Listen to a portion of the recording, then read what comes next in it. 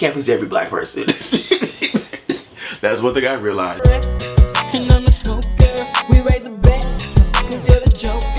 Some people even threaten to shoot up the party. What's up, people? How's it going? It's your boy. I'm back with another mother effing video. In today's video, you guys, we're talking about being black and going to a PWI. And a PWI means predominantly, I can't speak English.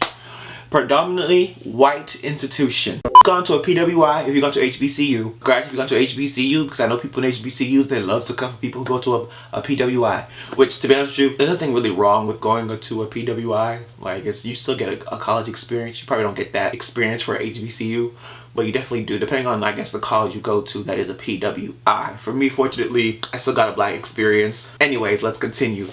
Oh, by the way, I went to like Fitchburg State. I don't really know how I'm gonna put the school that I went to in there. To give y'all a little background, I went to a school up in the north, alright? In the Massachusetts area, so there is black people in the Massachusetts area, especially in the Boston area, but I didn't go to school in Boston.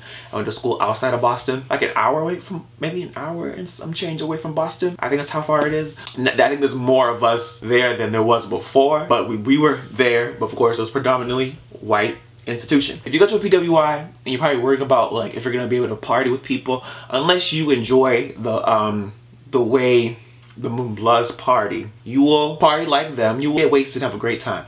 But for me, my experience going to PWI, oh trust me, all the black people knew each other, all the Spanish people, African people. Anyways, for a party though, there was always a party. Party Thursday, Friday, Saturday. If you want to find a party, you can find a party with black people. All you do is ask them and they'll tell you, oh yo, give me your number, I'll let you know, I'll hit you up. Now, when I was there, trust and believe, there were so many houses where you could go to for a party. I don't know how it is at your PWI, but at my PWI, trust and believe, there were people with houses and there was white people with their houses. And now, you could say it was separate, like a segregation, but it was just that type of party atmosphere that people wanted. They would do their thing and we would do our thing. There was no beef. Party together, seldomly, but it was mainly like, you know, reggae, dancehall, Afro beats. And if you went to the other party, it would be such a complete opposite. It'd be all the hits at the black people party.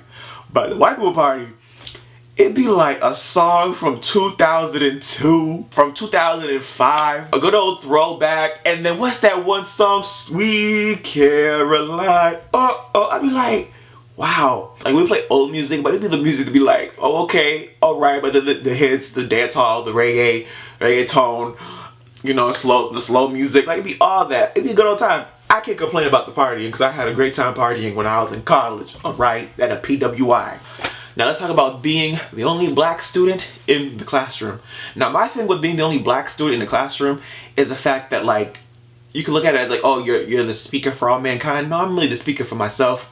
Like, somebody might look at me and be like that, but I let it be known, this is what I'm saying from my perspective. Now, I'm gonna be honest when it comes to like being the only black person in the classroom. What I don't like is when there's a situation that happens. Let's say, for instance, I remember my freshman year, the Black Lives Matter. There was somebody speaking on it. He was of like a Spanish descent, but he was white passing. And you know those white passing Spanish people don't even claim that they Spanish half the time, unless it's to benefit them. It was like an immediate class, and then the subject of Black Lives Matter came up. And I remember he just started talking, and he just said he didn't understand.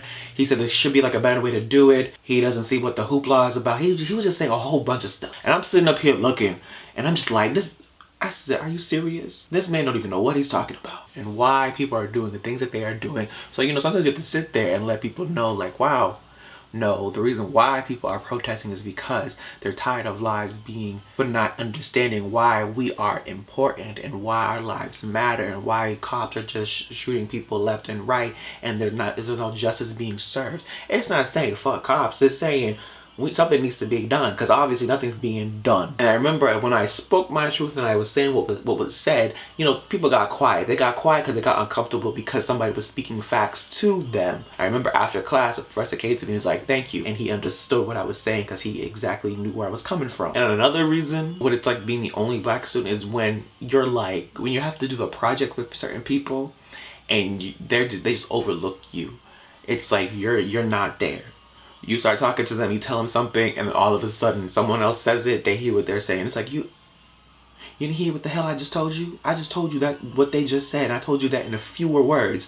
They're talking all this BS, and now you looking at me, and I'm looking at you like, I know you heard me say exactly what they just said. For some reason, you go to all the smart people, or who you think are smart, and they just start BSing their way, trying to come up with words, and you looking at them like, you just made that all up. You completely just made that all up, and you know it makes no sense, but all of a sudden you get some praise. Then because your grade is part of participation, and your grade is a part of doing work. So I made sure I did my work, and I did what I need to do to get my grade, because you're not about to turn around and say, oh, I didn't do nothing, because I know other people can relate to that. Because I'd be damn, you tell me that, well, now we all gonna have problems. Now you gonna overlook me, now you gonna see me. I'm gonna see you to your face. I'm not gonna do behind your back. I'm gonna tell you.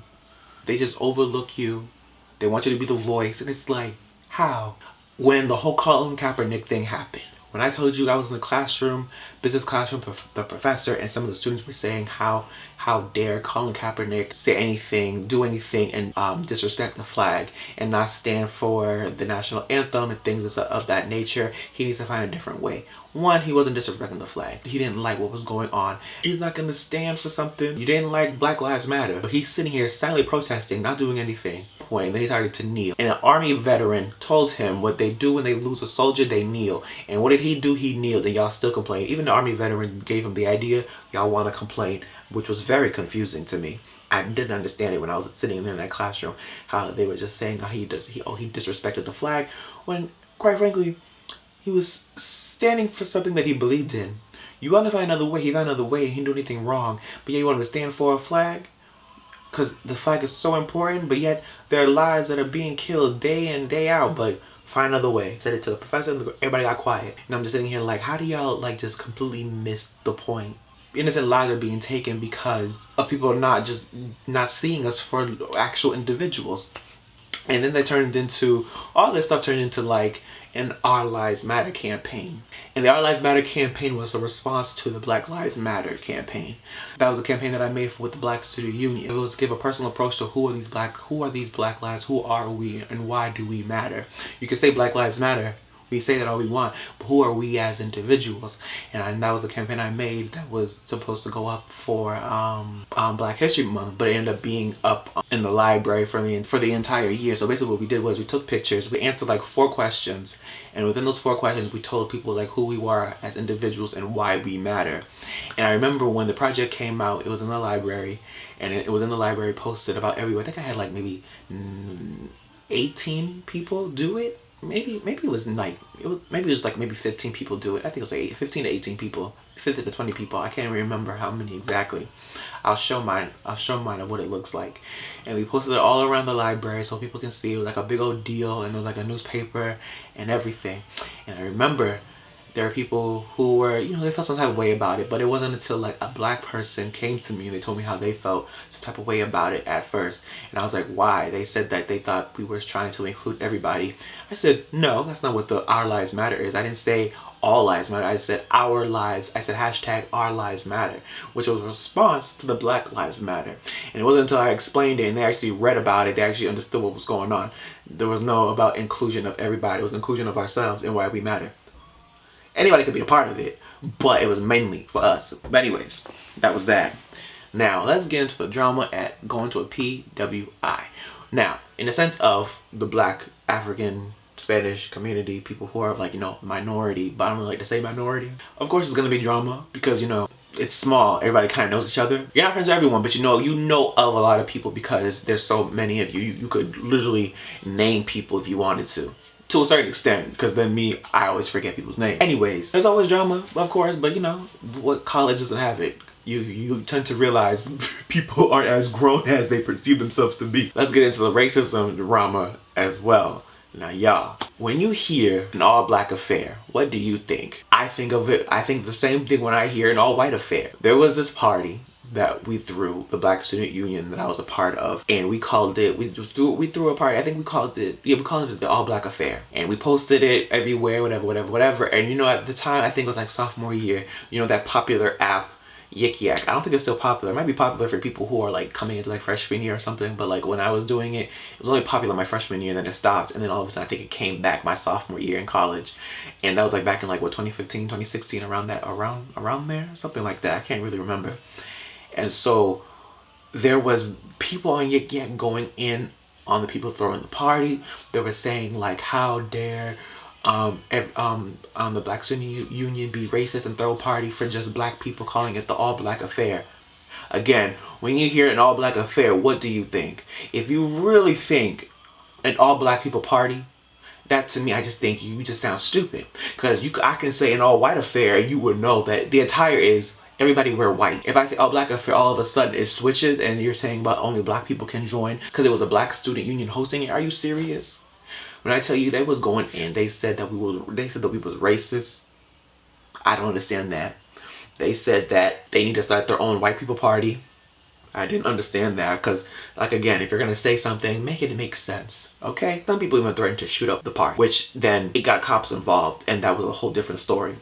But they were saying all types of stuff. Oh, F black people, how dare black people. Like, people's true colors were showing in Yik Yak. And in Yik Yak, you can't even see who's who because it's all anonymous. You can do like a fake name. But anyways, people were saying, whoever was saying they were going to shoot, there was an investigation. I remember there was like a big meeting. They said that it was somebody who doesn't go to the school whose IP address was linked back to ours. Which was very funny to me because you only see the area of that you're in. So when you're in a different area, when you pull up the app, you'll have a different address. It's not going to show up your area anymore. But for supposedly that's what they said. That's the conclusion. I remember when I would ask people, like, when you hear an all black affair party, what do you think? Oh, you wear all black attire. So I'm like, if that is so simple, why couldn't you just say it? Why is it that you think you hear? Anyways, then we get into the administration. Instead of administration, the people who are like in charge of like clubs and fraternities and stuff, instead of understanding what it was, they said that we should have, instead of defending us, they said that we should have said attire. And I was like, you completely missed the point.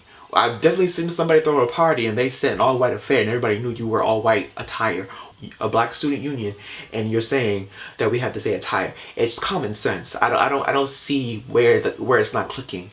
Everyone's heard of a party that says all black affair, an all white affair. It's the same thing. Just because a certain group of people are throwing it doesn't mean you think of it as that way. So I remember it was a whole thing, and I remember I said my piece, and they was trying to still combat. And me, I'm a person. We're not gonna combat. When I hear something stupid, I already gave you my point. Stop talking to me. And then we're gonna get to the final administration, the administration that I was just talking about. Now, this administration, people who are in charge of clubs of that nature, that's like their job. They're supposed to understand the umbrellas of like the Black Student Union. They're supposed to understand their fraternities. They're supposed to understand like the Latin club, the Chinese club, the WIN club, different cultural clubs, the LGBTQ. They don't understand the umbrellas. They don't at all. They always hire somebody for some reason. They hire somebody who thinks they understand the necessities, adhere to a club and their values. For the Black Student Union, what they'll do is, so they would throw these ideas and they would think like, oh, you guys would love this. You say, doesn't this sound lovely? Don't you want to do this idea? Doesn't it sound fun? And you're sitting there, you're looking at them, because I felt like they deal with people who are like, yes people. Like, they do whatever the administration says. And I remember when I got into the BSU, I already realized there were things that were wrong, because I was like, wow, it's so like whitewashed. Like, there's nothing fun that says like this screams for the black people. Although that could be subjective, because you can't please every black person. That's one thing I realized. I think they should focus on hiring people who actually know how to adhere to people with different cultural backgrounds. All these clubs administration had like this weird beef with people who are in the Black Student Union. And it was just like, okay, what is it that what are y'all on? Everything we ask for, we can't do. You do a silent protest, you can't do it unless you get approval. Oh, I think a protest is supposed to be a protest. Protest isn't something you discuss and then you get the okay, you just do it. Especially if it's silent. You know what I mean? They want you to throw a whole bunch of events, and then they just want you to throw it. And it's like, how can you throw all these events but no one's showing up? There have to be at least 4 to 6 events, good events through the month of whatever club who wants to do their month of celebration. And there has to be like 4 to good 6 events and then one big main event. You can't just be saying let's do something every day and no one's showing up, because it looks tasteless, talentless. There was no effort, and it's just everything being done in fast pace. And I remember when I joined, I remember we would tell them that we're not doing all these events, so you can cut that out. You won't get what you want with the administration unless you put your foot down to them and you talk to them like little kids, because that's what they are, because they got their own problems within their own situation. So it's like you have to talk to them like kids. Like you laugh with them, you do whatever you got to do with them, but you let them know, no, this is not what I want. This is what I want. And it's like a tug and pull constantly with these people who are in higher ups, so you as a black person can get the experience that you do want at the school. Although, like I said, you can't please everybody. That's the hardest thing. Whenever we said we needed something or there needed to be a meeting, they would always attend other clubs' meetings at their meeting times, but they would tell us, oh, we had to switch our meetings and accommodate them. And to be like, first of all, this isn't my life. This is just a now thing, an extracurricular activity. You're not paying me. I'm not gonna switch around my schedule. This is the meeting time. This is when we can meet. If you can't adhere to that, then I guess I see you when I see you, or I pull up when I need to pull up. And most oftentimes we did pull up when we need to pull up, and we didn't go to the meetings that they wanted. Because we're students, you get paid for this, so you kind of have to accommodate us, not us accommodate you. And if you do have things, move them around or ask us what time works for us. And also, going to PWI, you better find, there's not a lot of black professors, but when there is a lot of black professors, you should know them.